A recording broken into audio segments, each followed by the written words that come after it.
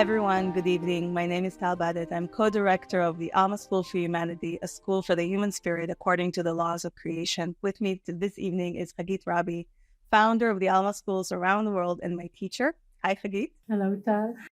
So I want to begin. Today we're talking about, a very special topic. It's love, right? All you need is love. Yes. So I want to start with a sentence that actually it was sent out in social media, and I'll just read it out for a sec. Love is what benefits the human spirit, meaning what is right and beneficial for its highest good, whether it's pleasant and joyful or if it's not.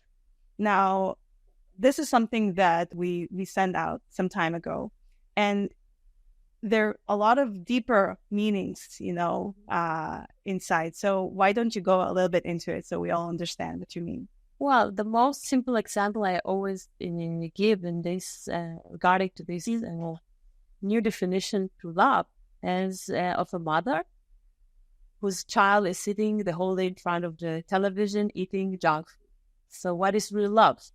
To do what is pleasant to him, what he really wants, or to shut off the television and take him out to play nature. Mm-hmm. So this small example we can take to all type of relationship until, what is the love of the creator to us, which is not what is comfortable for us and pleasant to our earthly life, but rather what benefits our spirit. So basically, you're breaking this hard wiring, right? That we're associating love as an emotion, right? Hampering and pleasant emotion, sticky, warm emotion with something much more meaningful and useful for us. I think also with severeness. Yes. Love in many cases, especially as we are distorted and we went astray absolutely from the way of the light. So now love manifests itself in severeness in order to get us back to the right road. Mm-hmm. And it's love. Yeah, exactly. Yes. Exactly. Mm-hmm. So how do you reference love your neighbor as yourself? Is actually talking about self-love. What is the deal with as yourself part? Yeah. Okay, so if you are connected with your spirit, if you have intuition, if you are not looking at this sentence or guidance with your emotion, you will intuitively sense that self-love is not correct because it is true. It goes to selfishness. So what does it mean? What is as yourself? Yeah. So again, the concept of love is distorted. We define love as a pleasant emotion. But in ancient times, love is an ideal. That's which ideal. Mm-hmm. Yes, I said it in Spanish. Yes, I forgot. I'm like 20 years in South America. That we should aspire to. Mm-hmm. So that means I need to purify myself. I need to clean my mistakes. I need to have values. This is love. I should do this for moving myself to this top of the mountain. Yeah. And then I can give this corrected being to my neighbor. And also, I can initiate him. Mm-hmm. I have the right to initiate him and to help him to go and reach this ideal. Mm-hmm. Understand? It's not about pampering. It's not about what pleasant. Mm-hmm. Is again severeness, because you also have to have discipline with yourself. Yeah. First of all, when you want to reach these goals. Yeah. So basically, before you even start talking to someone else, we first should look inward, and correct our own faults. Yeah, because in the end of the day, we can only give to the world what we are. Mm-hmm. And then we should not have a gap between what we speak and who we are. Yeah. So if we are this kind of person, with this example, this person who make an effort to look inside and to correct himself. Yeah. immediately, automatically, without even saying, you are giving a gift to all the people who are around you. If you are a stable person, if you're a generous person, if you are not craving for recognition in the name of, in the name of love, you did all this, and you just stand without even speaking, and people will be inspired by you. Yes, whether it's your children, your friends, etc. And also then only you can help your other people to become this person who's evolved. But I wanna make it a little bit difficult, because you say that it's not about self-love, but self-love nowadays is a brand in and of itself, right? And people tell us all the time that you can't love other people until you first learn to love yourself. So how would you deal with this? Well, the mistake starts, I think, someplace in with humanism, with philosophy. The approach, the approach that they took God out of the center and put the human. And since then, also in art, you can see this. People are going around themselves, thinking that the more they are idolizing themselves, they're going to become better. It goes so far that we now have a new term. It calls healthy narcissism. You know what it is? So it is good that you feel that you have value, that you have self-importance, that you crave for recognition. And the extreme is that you actually become arrogant. And from the other side, the same sickness is that all the time you think that love is to conquer. And do what is good for me, what I feel good, what makes me feel good. Exactly. So on the other hand, I'm the center of the world, and I have to do only what feels good to me. So where do we see this mistake in the most terrible way? And it's very, very obvious. We see it with children and with animals. Now, small children is not, we must pamper them. We must give them everything. They must not make any effort. So you see children that are spoiled, absolutely not educated, not wanting to help, all the time concentrating in themselves. And the parents are like slaves, because love is give the other what pleases him. You can also see this with animals. Animals also are here in this planet in order to evolve. Of course, differently from a human being, because they don't have spirit and soul of a human being, but they're also, through their experience here, evolves. So if we take a dog and we do not allow this dog to do his job, which is to be the keeper of the house, and instead of it, we put him the hair like this, like a little ponytail. Yes, they put him the clothes and we take him and do everything for him. We are taking from this dog the possibility to become conscious as an animal. And by this, with the children and also with the animals, we are breaking one of the most important laws in creation, which means that you can only receive when you give. So we break the balance. The children must not give anything. They have the home, they have the food, but they don't have to give anything. And the pets also. So everything with this distortion of the concept of love as pamper and feeling good, we are breaking the balance in everything. And finally, we all know this explosion, emotional explosion, after we are, tired from pampering all the time. Exactly. Those are not pleasant at all for us, right? And then we also become egoistic humans.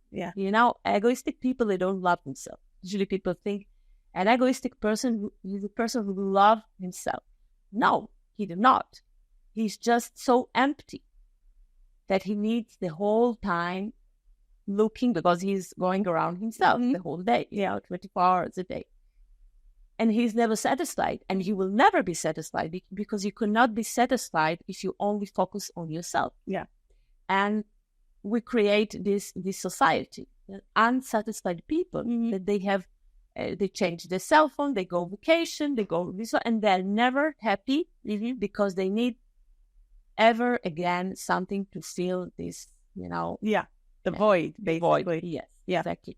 Let's talk about the power of God's love. Okay. You say that when we use that love is a power in and of itself, it's not geared towards what's good and pleasant, but what's right for us.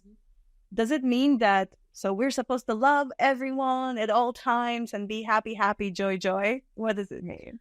Well, first you have to understand that originally the commandment or the guidance, love your neighbor as yourself, is absolutely linked to another guidance, which is love your God, your Lord, with all your heart, with all your power, and with all your might. When Jesus was asked by his disciples, what are the most important commandments? He said, first love God and then love your neighbor. And we actually cannot take each one of them as separate. This is the true understanding of the, only with the combination of these two, you can really understand what is love your neighbor as yourself. So what Jesus was referring in the first one, that we should aspire to annihilate our Annul. yes, annul our To nullify. to nullify. But we should nullify our ego, our selfish will in the will of God. Just to tell you a story, I don't know if you know the story about Lucifer. He was an angel. He was an archangel. He came here, supposed to help, to bring light, Lucifer. But he decided that he has his own will. And we took example from him, unfortunately, and we developed our own will. Postmodernism says every person has his own truth. But actually, it is every person is adapting himself to the truth that correspond to his weaknesses. Yeah, whatever is convenient for that. To his weaknesses, yeah. The correct concept is that there is only one will, and it is the best for us, and it's the will of God. And our task in creation is to understand what is this will. I can say generally, these are the laws of creation, but it's more than this. And when we decide out of our free will to stop walking in life according to our ego, according to what we think is correct, and we adapt ourselves to the will of God, then we become unselfish people. Absolutely. We have no ego. Just imagine this human being. Yeah. Only shining spirit in the will of God. And happy. Absolutely happy. And every place he goes, he's inflaming the other spirits. Absolutely no ego. And when you reach to this stage, this is actually the moment you can love your neighbor truly. Because it's genuine love, it's true love, has nothing to do with what you can get from him, free from any demands. Wow. And this is where we are going. Yes. As a human being in a new world. Yes, true. Okay, and also, when you put this, the love to God as the highest goal you want to reach, then you love creation. Then you love light. And then you don't need to have a separate space to love yourself. You don't need, because you are also part of creation, of light and stuff. Amazing. Yeah. It truly is. Well, when we talk about love, then, what does it mean within a sacred relationship? Okay, a marriage, for example. Well, first, when people are asking me what is the best way to have a harmonious and happy marriage forever, which is something that exists, just that all the things that we see around us, marriage is based on emotion and not on a spiritual connection. And this is why marriage is not an inspiring institution, as we all know. But my advice is this: when you put love as the most important thing in your life, and you aspire, no? Yes, to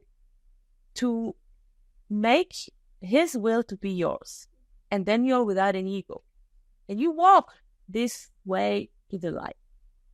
Then when you meet another person destined for you who's doing the same. So you have no selfishness, no ego, no fight. Yeah.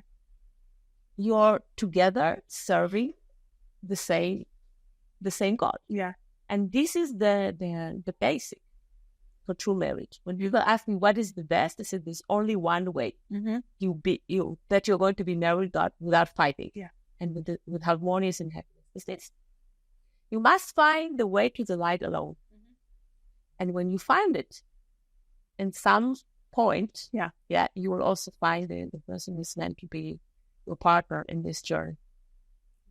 Well, some of us have experienced it, and it truly is miraculous when you're both looking towards a shared prayer goal.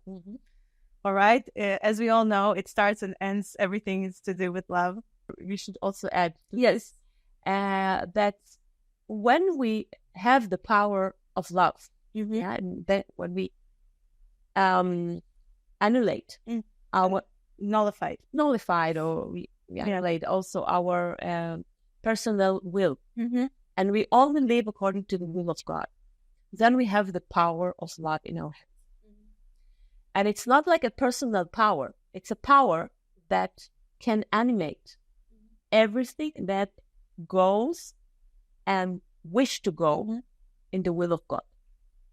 So we have this tremendous power, and we go through creation, and we can give this power to everything that vibrates in the will of God, and we should take and not give this power to things that are not in the will of God. Because many people have a conflict within themselves, because we are being told that we should love everybody. You cannot love everybody. You should respect everybody, yes. But love is a power you should give only where you see that there is a human or place or project which vibrate with the will of God. And this also means that when with our fellow men, sometimes love, the power of love that we give him is in order to help him with his good character. But sometimes love is to help him dry his bad character. And this is love also.